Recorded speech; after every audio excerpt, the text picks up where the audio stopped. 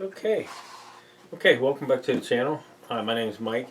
I just went to Harbor Freight here just not too long ago and picked up a pen nailer. I've been wanting one for a while. Do some really light projects and stuff.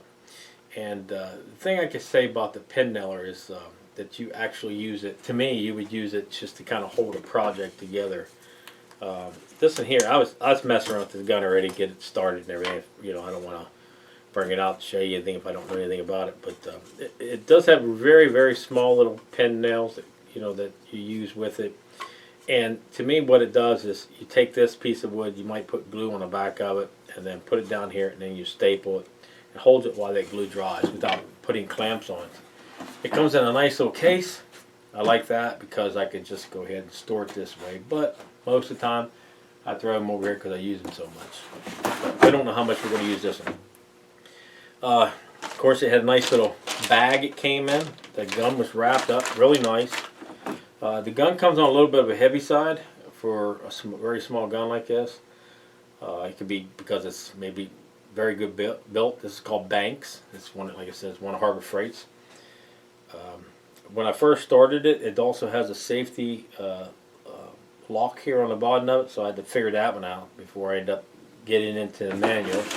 The manual's over here, which I should have just read it, but you know, guy stuff, we just think we can figure everything out. It has a setting here, so you can use 1/2 inch nails, 3/4 nails, and 1 inch nails.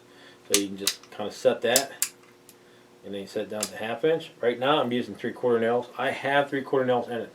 Before I start my guns, I always like to make sure I put oil in it.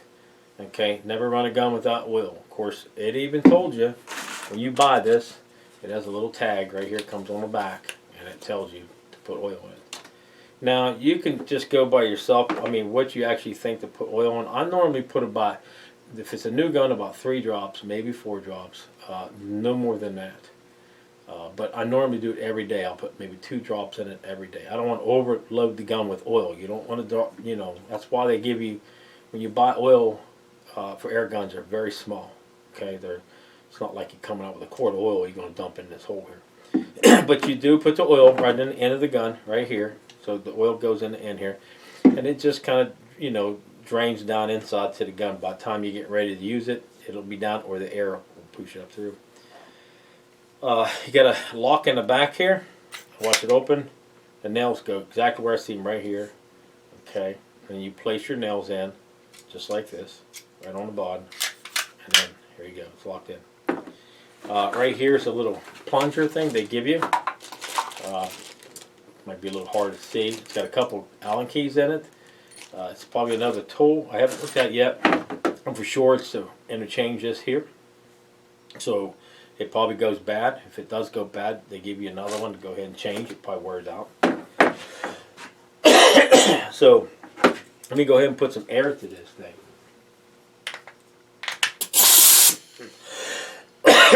So what you do is you take a piece of wood like this, or any type of item or something you're making. You might make a wooden snowflake or Santa Claus or something like that for Christmas. It's real thin out on your scroll saw, and you want to paste it on a board or something like that.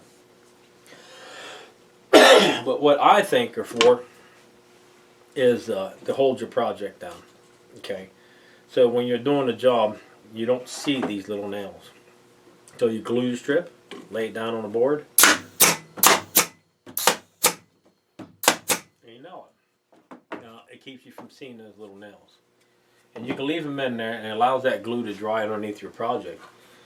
Use a good glue, and it will set very well if you got some pressure on it. You know what I mean, holding it down.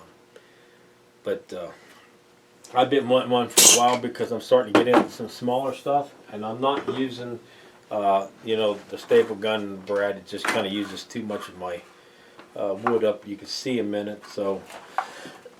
Some people use and make little crates and things like that, but basically what you're doing, you're gluing it, and that glue is just holding. So pretty heavy little gun, looks like a really nice gun. It's got very good reviews on it, so we're going to give it a try and see what we can do. We didn't buy no extra warranty or nothing. I don't really believe in that stuff. For 24 bucks, they're probably going to sell 20 here before Christmas. If you have it a year, It's fine. Just throw it away. Pick up another for 20 bucks. It pays for itself if you got it for a year. If you're making money off your projects, or you're just making projects for, you know, making things for other people. Anything you enjoy doing. So, okay, that is the Banks pen gun from Harbor Freight. So if you guys like to see something like that, maybe from Harbor Freight, just stop in, take a look and see. But that's about all I can say. So, okay, if you guys have any comments, just leave them down below, and please subscribe to the channel, and thanks for watching.